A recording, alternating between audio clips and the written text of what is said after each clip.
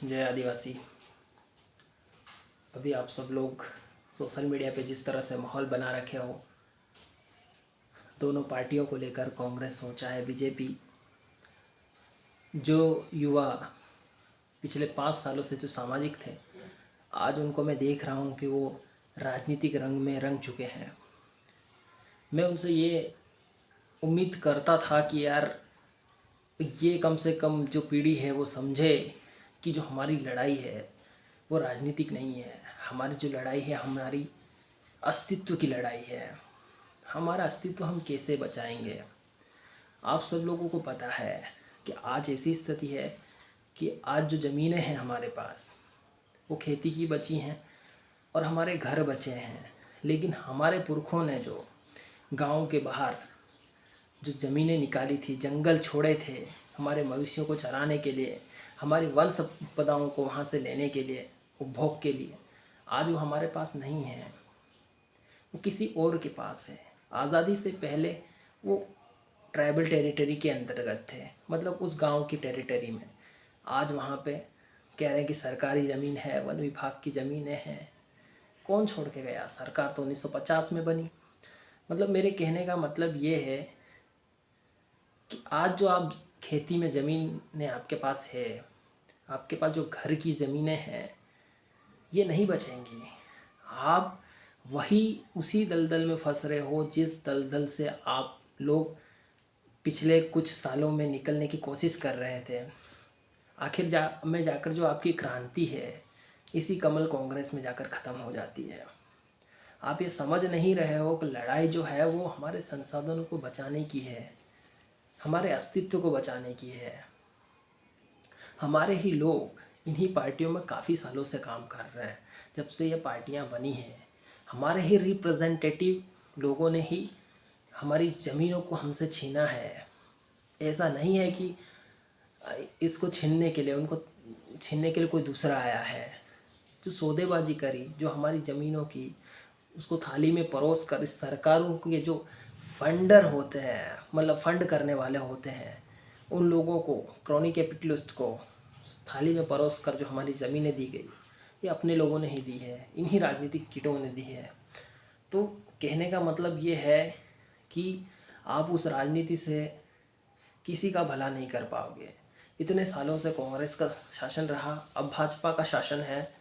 हो सकता है आने वाले टाइम में कांग्रेस का वापस आ जाए, लेकिन जो सत्ता में है, जो वर्ग है जिसके खिलाफ आप लड़ रहे हैं, वो वर्ग नहीं बदल रहा है। वो वर्ग उधर भी वही है और इधर भी वही है। ये आपको समझने की ज़रूरत है। हो सकता है आपके जान पहचान के परिचित लोग वहाँ पे पहुँच जाए विधानसभा में, लेकिन क्या वो ट्राइबल का जो अस्तित्व है वो बचा पाएंगे? क्या उनकी जो ज़मीनें हैं वो बचा पाएंगे? आज सामान्य क्षेत्रों में इंडस्ट्रियल एरिया नहीं खुल रहे हैं। सारे इंडस्ट्रियल एरिया ट्राइबलों की ज़मीन पे खड़े किए जा रहे हैं, उनकी ज़मीनों पे खड़े किए जा रहे हैं, उनको वहाँ से हटाया जा रहा है। मैं स्टैचू ऑफ यूनिटी जो सरदार पटेल की मूर्ति है वहाँ खुद आँखों से देख के आया हूँ। वहाँ के ट्राइबल्स की क्या हालत है। 4 गांव तो सिर्फ इसलिए खाली करवा दिए गए ताकि वहाँ पे तालाब बनाया जा सके और बोटिंग की जा सके, और इसके अलावा कितने और गांव खाली हुए, वहाँ के लोग कितने बेघर हुए आपको पता है। मैं जिस क्षेत्र से आता हूँ, मेघनगर, हमारे बाप दादाओं की ज़मीनें छीन ली गई इन्हीं पार्टियों के द्वारा। 1983 में उस ज़मीन का आवंटन हो गया था, 1984 में वो ज़मीन छीन ली गई। तो कहने का मतलब ये है कि धीरे धीरे ही सही ट्राइबल की ज़मीन जा रही है। तुम चाहे इस पार्टी में जाओ या उस पार्टी में जाओ, कोई नहीं फ़र्क पड़ेगा, ज़मीन जाएगी। इसलिए आप सब लोगों से मेरी अपील है कि अगर सपोर्ट ही करना है, राजनीति करना ही है, क्यों ना स्वतंत्र नेतृत्व के रूप में लड़ा जाए। हार जाएंगे, क्या होगा, लेकिन हमारी जो सामूहिकता है, हमारी जो एकता है, हमारे समाज की जो आवाज़ है वो एक रहेगी। उस आवाज़ के बलबूते पर हम हर किसी को हिला सकते हैं, अपनी बात मनवा सकते हैं। लेकिन अगर जो सामाजिक शेर किसी पार्टी का पट्टा पहन लेता है तो फिर वो दहाड़ नहीं पाएगा। आप सब लोगों को पता है, ऐसे बहुत सारे हैं जो विधानसभा में जाके बैठे हैं पर बोल नहीं पा रहे हैं। इसलिए आप सब लोगों से कहना चाहता हूँ कि ठीक है, चुनाव आते रहते हैं जाते रहते हैं, फ़र्क नहीं पड़ता है। मेन चीज़ है आपकी ज़मीन, आपके संसाधन, उनको बचाने की कोशिश कीजिए। उनके साथ जो हैं उनका समर्थन कीजिए, जो उनके खिलाफ है उनको सिरे से नकार दीजिए। इतने सालों से भी हम वोट देते आ रहे हैं इन पार्टियों को, क्या हम हमारी ज़मीनों को बचा पाए हैं? नहीं ना। जो आज रतलाम में जो ज़मीन का प्रॉब्लम हुई थी, वो ज़मीनें किसकी? वो ट्राइबल की ज़मीनें। जो थांदला की ज़मीनें थी, अभी जो आंदोलन हुए थे, वो ज़मीनें किसकी थी? वो भी ट्राइबल की थी। जो मेघनगर की 1983 में जो ज़मीनें गई, वो किसकी थी? वो भी ट्राइबल की थी। तो सामान्य क्षेत्रों में सरकारें क्यों नहीं करती इतना विकास? अगर उनको विकास चाहिए तो सामान्य क्षेत्रों में करें, ट्राइबल क्षेत्रों में ही क्यों कर रही है? क्योंकि ट्राइबलों की ज़मीन सस्ते में मिलती है और ट्राइबलों को वहाँ से खदेड़ना आसान होता है, क्योंकि ट्राइबल गुलामी कर रहे हैं इन्हीं पार्टियों की। हमारे ही नेता कर रहे हैं और हमारे नेता ही इन चीज़ों को बढ़ावा देते हैं। आज झाबुआ हो, रतलाम हो या फिर निमाड़ का इलाका हो, सारे लोग पलायन पे हैं। क्यों है भाई? किस लिए है? जिनके पास खेती बाड़ी अच्छी है वो तो घर पे है, लेकिन जिनकी ज़मीनें चली गई, जिनके पास अभी कुछ बचा नहीं, तो वो तो मजदूरी कर रहा ना, वो तो अपनी मातृभूमि को भी नहीं देख पा रहा है। ये स्थिति है। तो आप सब लोगों को मैं यही कहना चाहता हूँ, अगर समर्थन करना है तो ट्राइबल पार्टियों का कीजिए, अपने स्वतंत्र नेतृत्व को कीजिए। इस तरह से आप इधर जाओ या उधर जाओ, कोई फ़र्क नहीं पड़ेगा। यकीन मानिए, आप अपनी ज़मीनों को नहीं बचा पाएंगे, अपने संसाधनों को नहीं बचा पाएंगे। ज़्यादा मुझे कुछ कहना नहीं है, बस इतनी सी बात मुझे कहनी थी।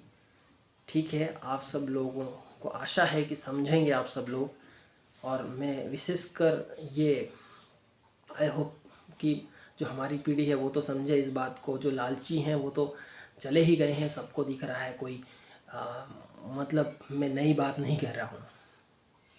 जो विचारधारा के साथ है वो टिकेगा। कट्टर बनना सीखो अपनी कौमों के लिए। अपने पुरखे कट्टर थे, ऐसे नहीं थे हर किसी के आगे दुम हिलाते थे। लड़े लेकिन सर नहीं झुकाए। मर गए, कोई दिक्कत नहीं, शहीद हो गए, लेकिन अपने संसाधनों को बचाया, अपनी ज़मीनों को बचाया, अपनी महिलाओं को बचाया। आज क्या हो रहा है? हमारी महिला भी तो नहीं बच रही है ना। किन किन से शादियां कर रही हैं, किन किन से भाग रही हैं।